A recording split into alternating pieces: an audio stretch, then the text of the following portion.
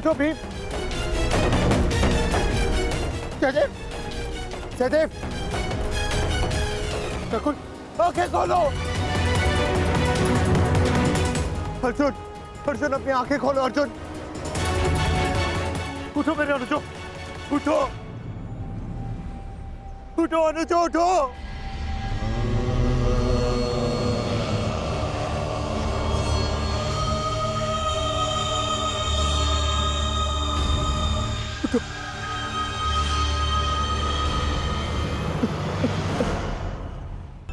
कैसा ज्येष्ठ, कैसा ज्येष्ठ। युद्ध में हारे जाने के पश्चात भी जिन्होंने मुझ पर अपना विश्वास नहीं हारा, उनकी सुरक्षा मैं कैसे नहीं कर सका। क्या उत्तर दूंगा, क्या उत्तर दूंगा मैं माता कुंती को, क्या उत्तर दूंगा मैं पांचाली को, क्या उत्तर दूंगा मैं उन्हें।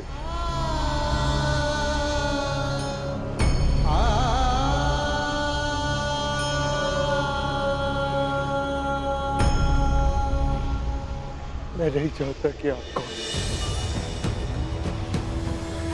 परंतु मैं ये जानता कि मेरे अनुजों की हत्या में आपका हाथ अवश्य, आप अदृष्टि अवश्य है। परंतु मैं ये जानता हूं कि आप मुझे सुन और देख अवश्य सकते हैं। तो अब ये भी सुन लीजिए, ना तो ये युधिष्ठिर अपने अनुजों को अपने साथ लेकर जाएगा या इसी सरोवर के तट पर अपने प्राण दे देगा। कृपा करके बताएं कि आप कौन है। मैंने तुम्हारे भाइयों की हत्या की है और तुम्हारे भाइयों का वध हुआ क्योंकि वो इसी के पात्र थे। उन्होंने मेरी आज्ञा की अवहेलना की थी, मेरे प्रश्नों का उत्तर दिए बिना मेरे सरोवर का जल लिया और युद्ध करने को प्रस्तुत हुए।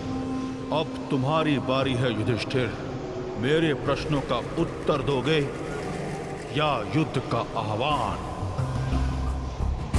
बिना शत्रु को जाने, बिना उसका मंतव्य पहचाने युद्ध करना धर्म नहीं। इसीलिए समक्ष प्रस्तुत होकर आप मुझे बताएं कि आप कौन हैं।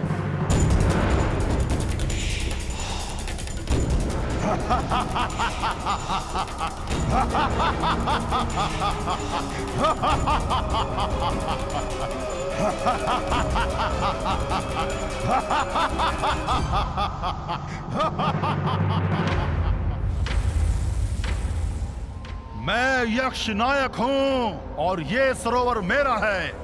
पंच तत्वों पर केवल परमेश्वर का अधिकार है, तो फिर इस जलाशय के जल का उपयोग करने से आप किसी को कैसे रोक सकते हैं? ऐसे कैसे किसी के प्राण ले सकते हैं आप? उत्तर दीजिए।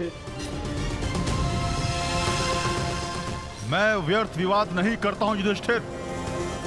धर्मराज हो, इतना तो समझते हो ना कि बिना किसी की अनुमति लिए किसी की वस्तु का प्रयोग करना चोरी है और मैंने चोरों को दंड दिया है। परंतु तुमने यहां आकर ना मेरी संपत्ति पर दृष्टि डाली और ना मुझे युद्ध के लिए ललकारा। अभी तो तुमने मेरा आह्वान किया, इसलिए मैं तुम्हें एक अवसर देता हूं। मुझे मेरे प्रश्नों का उत्तर दो और मैं तुम्हारे एक भाई को जीवित कर दूंगा। बोलो, स्वीकार है?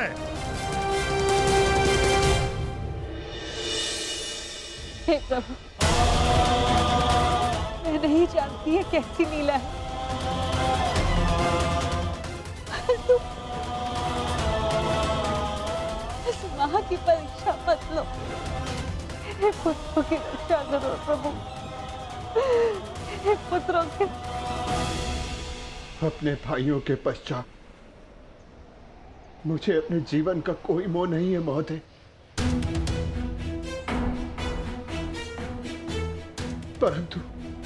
परंतु मेरा एक भाई जीवित हुआ तो मुझे संतोष होगा। तो ठीक है, मेरा पहला प्रश्न, मनुष्य का सबसे बड़ा धर्म क्या है? मनुष्य का सबसे बड़ा धर्म अपना लक्ष्य पूरा करना है। और उसका लक्ष्य क्या है? अपना कर्तव्य पूरा करना। मनुष्य में कितने वर्ण हैं और प्रत्येक वर्ण का कर्तव्य क्या है? मनुष्य में 4 वर्ण हैं, ब्राह्मण, क्षत्रिय, वैश्य, शूद्र। ब्राह्मणों का कर्तव्य है केवल वेद पाठ करना ही नहीं, बल्कि धर्म को जनमानव में बसाना भी है। क्षत्रिय का कर्तव्य पराक्रम से धर्म की रक्षा करना है। वैश्य का कर्तव्य आर्थिक उन्नति करना है और शूद्र का कर्तव्य सेवा करना।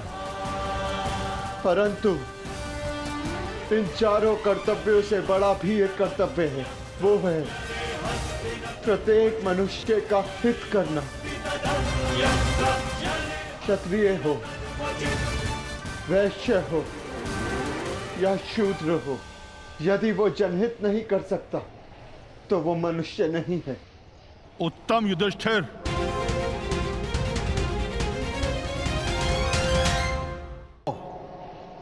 कि जल से पतला कौन है? जल से पतला ज्ञान है, जिसकी धारा अज्ञान की चट्टान को काट कर बहती है। भूमि से अधिक सहनशील कौन है? माता भूमि से अधिक सहनशील होती है। और आकाश से ऊंचा कौन है? आकाश से ऊंचा स्थान पिता का है। वायु से अधिक गति किसकी है? और भूसे के तिनकों से अधिक संख्या किसकी है? मन की गति वायु से अधिक तीव्र है और चिंता की संख्या भूसे के तिनकों से अधिक है। विदेश में मनुष्य का संबंधी कौन है? रोगी का संबंधी कौन है? और मृत्यु शैया पर लेटे मनुष्य का संबंधी कौन है? विदेश में मनुष्य का सबसे बड़ा संबंधी उसकी विद्या है, जो एक मित्र की भांति उसे हर संकट से बचाती है। रोगी का संबंधी उसका चिकित्सक है,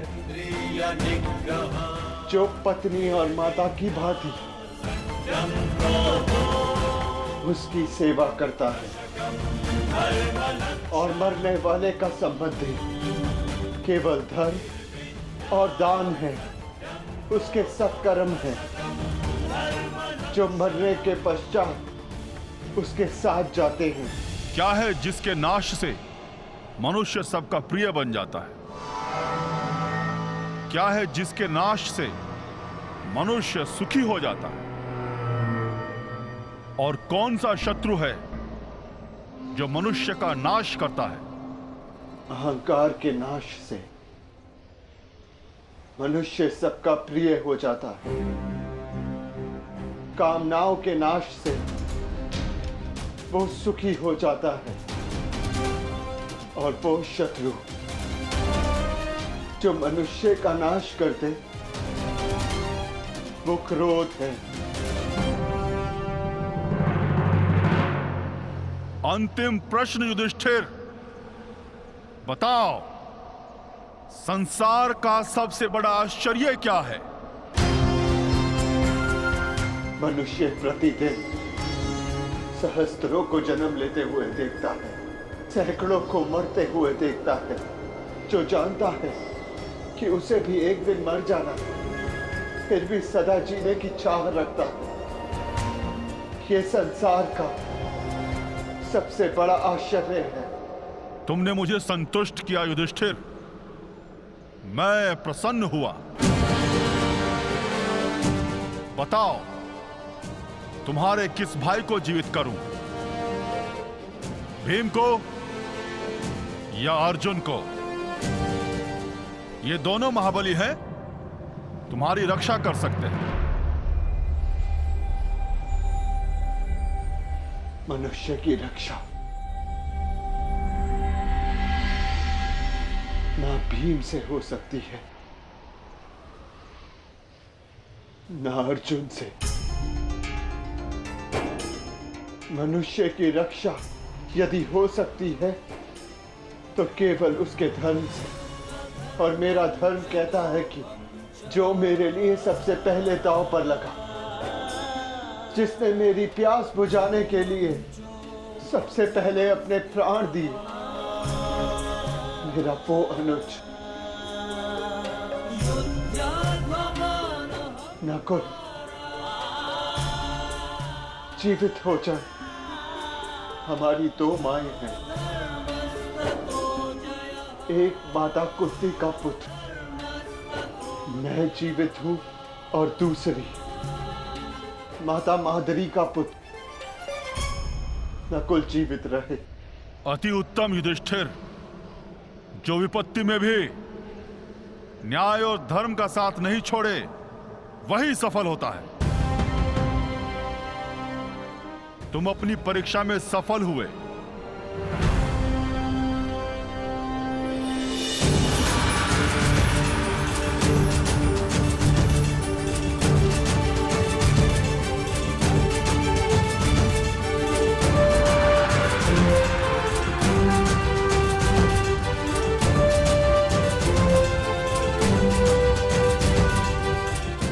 आज मैं पूरा संसार जीत के, मेरे पांचों भाई मेरे साथ हैं, मुझे किसी की कामना नहीं।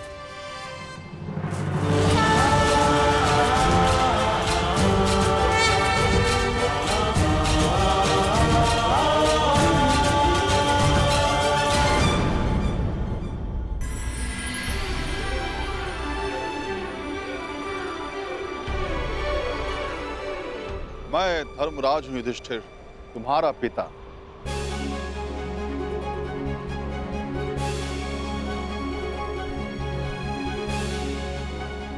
मैं तुम्हारी परीक्षा ले रहा था।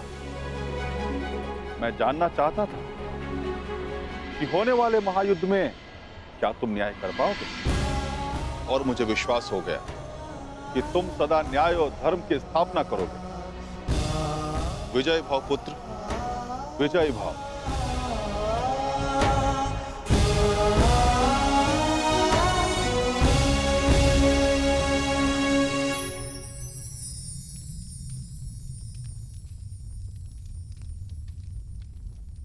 मेरे सभी पुत्र अब सुरक्षित हैं। धन्यवाद देव।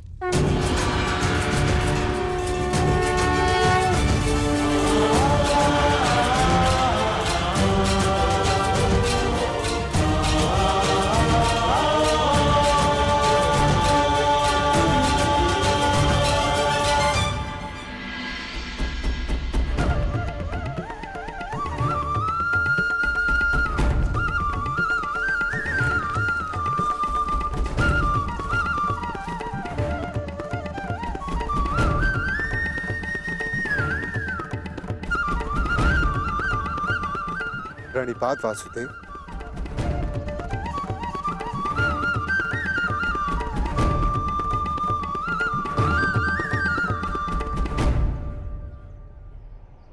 आप यहाँ वासुदेव? हाँ धर्मराज, तुम एक परीक्षा में भले ही सफल हो गए, परंतु मैं यहाँ अगली परीक्षा के लिए तुम्हें सावधान करने आया हूं।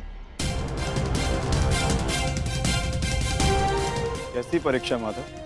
अज्ञातवास की परीक्षा अर्जुन, जो सरल नहीं होगी। क्या उसके विषय में कुछ सोचा है? जैसे वनवास कट गया वैसे ही अज्ञातवास भी कट जाएगा माधव। नहीं युधिष्ठिर, मनुष्य को अपनी कठिनाइयों से निकलने के विषय में पहले सोच लेना चाहिए, क्योंकि कठिनाइयों का लाभ उठाने के विषय में उसके शत्रु पहले सोच लेते हैं। असंभव! कैसे हो सकता है ये? पांडव बचकर कैसे निकल गए?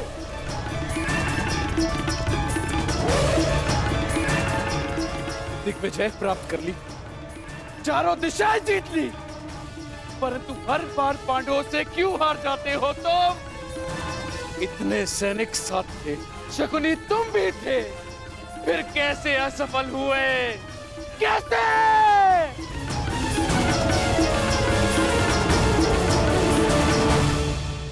रुष्ट ना होइए महाराज, हम असफल नहीं हुए,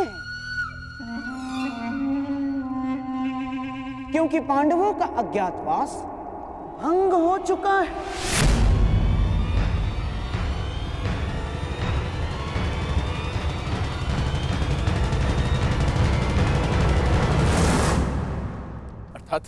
अर्थात ये महाराज कि अंगराज कर्ण ने पांडवों को अज्ञातवास में देखा था।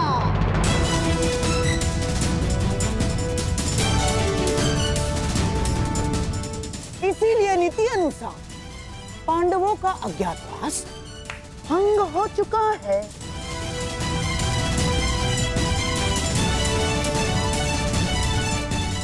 है ना कर्ण?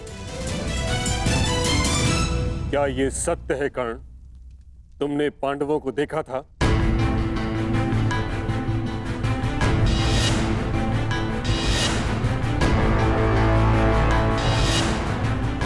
जानता हूं पुत्र, तुमने अवश्य पांडवों को देखा है, परंतु अब समय है कि उनके विरुद्ध एक और अधर्म को होने से रोका जा सके। उत्तर दो कर्ण, क्या तुमने पांडवों को देखा था? जी, देखा था।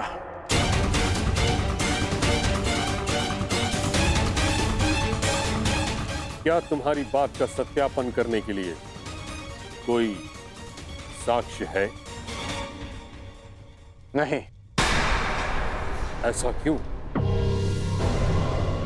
जब तक सैनिक वहां पहुंचे, पांडव वहां से जा चुके थे और मैंने गांधार राज और युवराज को बताया था कि पांडव मेरे समक्ष खड़े हैं, परंतु उन्होंने मेरी बात का विश्वास नहीं किया और दूसरी ओर चले गए। गांधार राज, अज्ञातवास के नियमों के अनुसार साक्ष्य को कुरुकुल के किसी सदस्य का समर्थन होना चाहिए। अंगराज के साक्ष्य होने पर किसका समर्थन है उन्हें?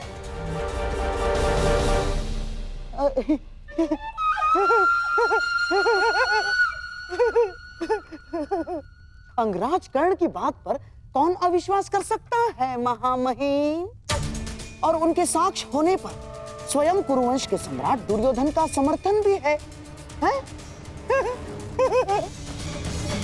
हाँ, मुझे अपने मित्र कर्ण के ऊपर पूर्ण विश्वास है।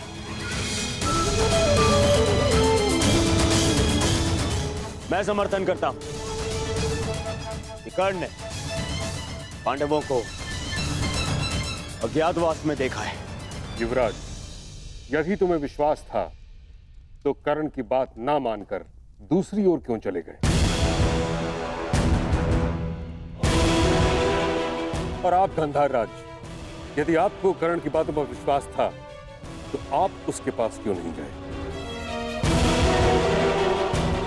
इसका अर्थ यह है कि आपको कर्ण पर विश्वास नहीं था, अर्थात अज्ञातवास भंग नहीं हुआ।